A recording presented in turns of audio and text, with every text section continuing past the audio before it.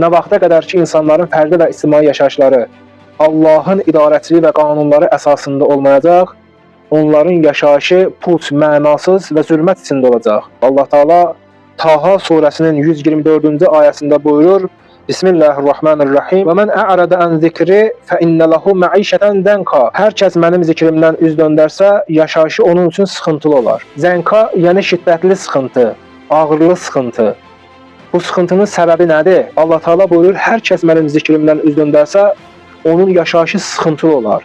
Bu ayənin təfsirində gəlib ki, zikr yəni hər kəs ilahi hakimlərdən, ilahi rəhbərlərdən üz döndərsələr və tağutlara tərəf getsələr, zalim hakimlərə tərəf getsələr, belələrinin yaşayışı şiddətli sıxıntılı olar. Belə yaşayışda insanlar mənasız şeylərin ardınca olurlar.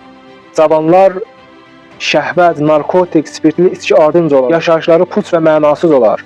Mənəviyyatsızlıq o fərdlərə, o cəmiyyətlərə hakim olar. Belə olmağının səbəbi o cəmiyyətlərin, o fərdlərin ilahi hakimlərdən, ilahi rəhbərlərdən üz döndərib tağutlara, zalim hakimlərə tərəf üst tutmalarıdır. Tağutlardır ki, insanların yaşayışlarını mənasız, puç, zülmət edən. Allah Teala Bəqərə surəsinin 257-ci ayəsində buyurur: "Yuxrucunhum minan-nuri ilə-zulumat." Onlar ki, tağutları özlərinə başçı qərar verirlər, tağutlar onları nurdan ayırıb zülmətlərə salar. Əziz rəhbərimiz buyurur, zülmət yəni qorxu zülməti, azğınlıq zülməti, xurafat zülməti, xəyal zülməti.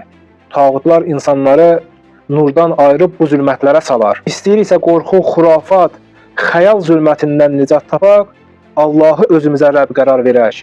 Allahın qanunları ilə yaşayaq, onun idarəçiliyi əsasında yaşayaq. Allahın qanunları və idarəçiliyi əsasında yaşamaq səbəb olar ki, insanlar deyilən bu zülmətlərdən nura tərəf nicat taparlar.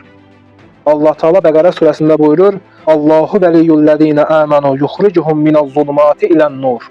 O kəslər ki, Allahı özlərinə başçı qərar verər, Allahı özlərinə rəhbər qərar verər, Allah onları zülmətlərdən nura tərəf çıxarar. Əziz rəhbərimiz buyurur, nur yəni hidayət nuruna, mərifət nuruna, Allaha yaxınlaşmaq nuruna, Allahla ünsiyyət nuruna çıxarar Allah o insanları.